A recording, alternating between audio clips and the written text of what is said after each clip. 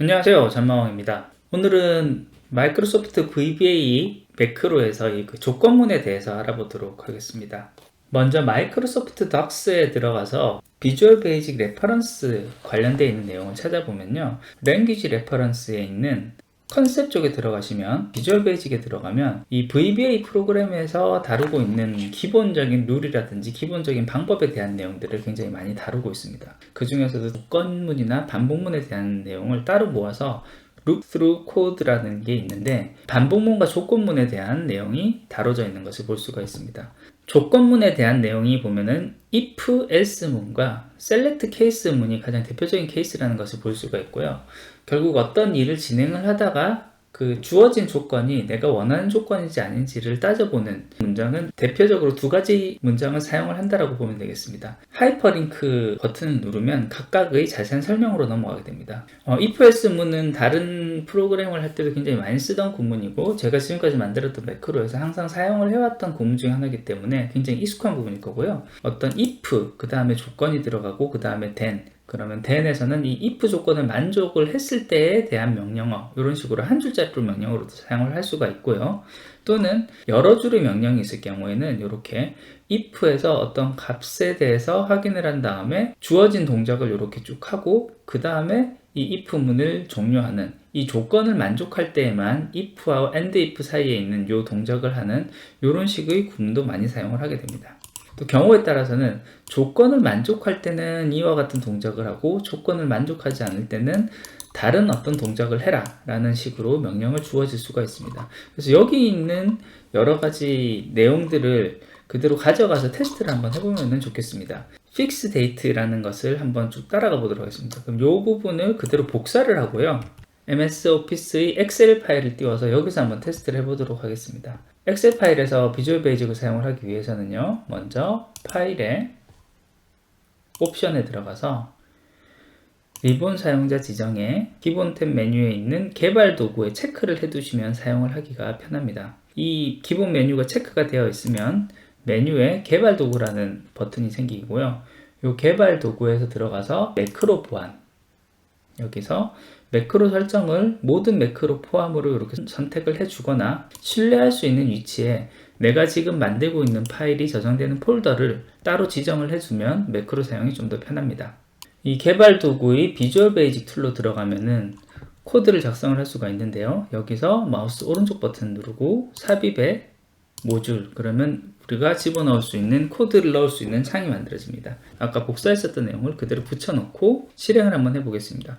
모든 내용을 다 실행을 하는 게 아니고요, F8을 눌러서 한 줄씩 실행을 해보도록 하겠습니다. 이 부분은 여기 있는 디버그 버튼을 눌러서 보면 한 단계씩 코드 실행, F8이라고 되어 있는데요, 이렇게 해서 한 줄씩 실행을 하면서 그 값들을 볼 수 있습니다. 그래서 F8을 처음에 한번 누르면 이렇게 바로 처음에 컴파일 오류가 뜨는데, 이것은 변수가 정의되지 않았을 때는 동작을 하지 않게끔 옵션이 걸려있기 때문인데요, 중단을 시키고요, 메뉴에 있는 이 줄의 의미가 변수가 없으면 에러 메시지를 띄워라 라는 부분이기 때문에 우선 지금은 연습하는 단계이기 때문에 이 부분은 삭제를 하고 실행을 다시 한번 해보도록 하겠습니다. 펑션 안에 커서를 둔 상태에서 다시 F8을 누르고요, 그럼 한 줄씩 실행이 되면서 이 노란 줄에 가 있는 표시에 실행문이 시작되는 것을 볼 수 있습니다. 그래서 다시 F8, 다시 F8, 그러면 여기 my date라는 내용에 1995년 2월 13일이라는 값이 이렇게 들어가는 것을 볼 수가 있습니다. 이 날짜가 오늘 날짜보다 이전이면 그때는 이 다음 줄로 넘어가서 my date가 이 날짜로 다시 한 줄만 더 넘어가서 보면은 현재 시간으로 이렇게 변경되는 것을 볼 수가 있습니다. 그렇다면 이번에는 두 번째 예제를 한번 가져와 보겠습니다. 이 두 번째 예제는 여기를 복사를 해서 여기에 바로 붙여 넣어 보도록 하겠습니다. 여기서 사용되는 이 함수 같은 경우는 value 값을 어딘가에서 가지고 와서 그 값을 사용을 하게 되어 있습니다. 그래서 여기 있는 이 예제 함수를 사용하기 위해서 서브 펑션을 하나 더 만들어 주도록 하겠습니다.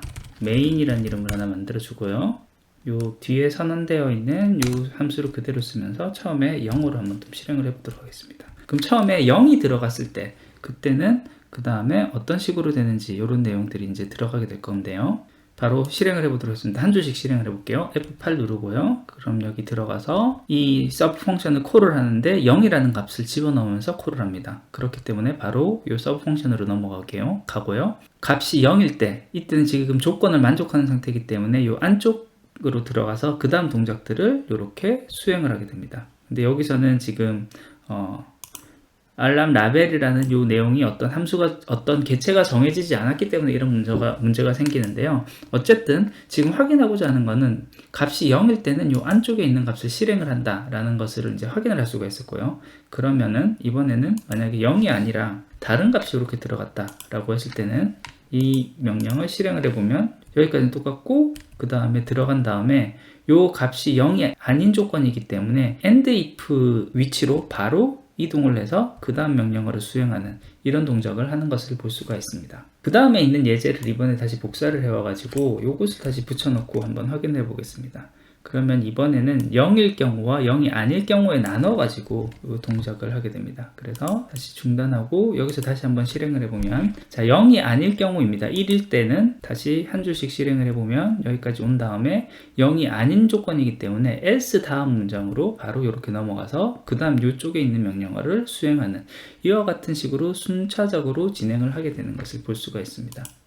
그 다음으로 살펴볼 조건문은 select case 문입니다. if then else 문을 쓸 경우에는 어떤 조건 하나에 대해서만 조건을 따져주기 때문에 만약에 1, 2, 3, 4, 5, 6과 같은 여러 가지 케이스가 있을 때 그 케이스를 어떤 식으로 나누느냐 이와 같은 일이 있을 때는 사실 if else 문보다는 여러 가지 케이스를 나눌 수 있는 select case 문이 조금 더 유용하게 사용이 될 수가 있습니다. 이 부분을 클릭을 해서 들어가서 보면요. 어떤 보너스 값을 자동으로 계산하는 이런 셀렉트 문을 하나 만들어져 있는 것을 볼 수가 있습니다. 이 부분 다시 복사를 하고요. 여기 펑션 문을 한번 좀 복사를 해서 붙여놓고 한번 보도록 하겠습니다. 자, 이번에는 이 메인에서 펑션을 부르기 위해서는 call 하고 그 다음 펑션 이름 보너스 처음에 퍼포먼스 그러니까 이제 등급에 대한 정보가 들어가는데 등급이 1등급, 2등급, 3등급, 4등급, 5등급, 6등급 그 다음에 8등급 이상 뭐 이런 식으로 나오는 것을 볼 수가 있는데요. 그러면 등급을 1등급일 경우를 한번 좀 해보고요. 그리고 만약에 샐러리가 100이었다 라고 하면 어떤 식으로 되는지 이렇게 해서 한번 실행을 한번 한 줄씩 실행을 해보도록 하겠습니다. F8 그렇게 해서 한 줄씩 실행이 되고요. 콜 보너스이기 때문에 이 펑션으로 점프를 하고 여기서 퍼포먼스는 아까 여기 넣었던 1, 샐러리는 100이라는 값으로 나왔습니다. 퍼포먼스가 어떤 값인지를 따져서 퍼포먼스가 1이기 때문에 케이스 1에 해당하는 칸으로 가서 이 보너스 값을 계산을 해서 바로 이렇게 10이라는 값으로 100에다가 0.1을 곱한 10이라는 값으로 이렇게 돌아오는 것을 볼 수가 있습니다. 여기서 펑션에서 다시 되돌아오면서 이쪽으로 돌아오는 것을 볼 수가 있습니다. 이와 같이 케이스문 같은 경우는 if else 문과 다르게 어떤 조건에 따라서 선택을 해야 되는 선택지가 3가지 이상일 경우에는 if then else if else if else if 이런 식으로 조건문을 같은 if 조건문을 여러 번 거는 것보다는 케이스를 나눠 가지고 한 번에 이렇게 처리를 할 수 있는 이런 방법이 있으니 이 방법을 좀 더 유용하게 활용을 하면 좋겠습니다. 예, 오늘은 프로그래밍에서 가장 기초가 된다고 할 수 있는 조건문에 대해서 한번 알아봤습니다. 오늘 준비한 것은 여기까지고요. 끝까지 들어주셔서 감사합니다.